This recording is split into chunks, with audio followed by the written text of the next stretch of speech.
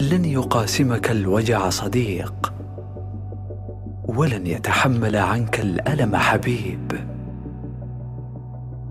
ولن يسهر بدلا منك قريب. اعتني بنفسك واحمها ودللها، ولا تعطي الأحداث والبشر فوق ما يستحقون.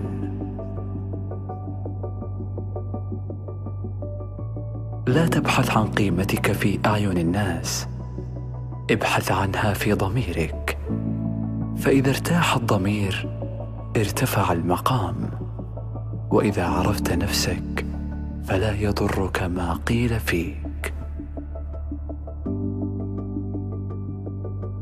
لا تحمل هم الدنيا فإنها لله، ولا تحمل هم الرزق فإنه من الله، ولا تحمل هم المستقبل فإنه بيد الله.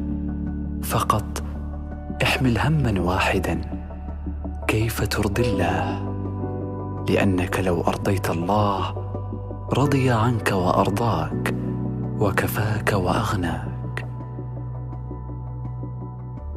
لا تيأس من حياة أبكت قلبك، وقل يا الله عوضني خيرا في الدنيا والآخرة، فالحزن يرحل بسجدة والفرح يأتي بدعوة.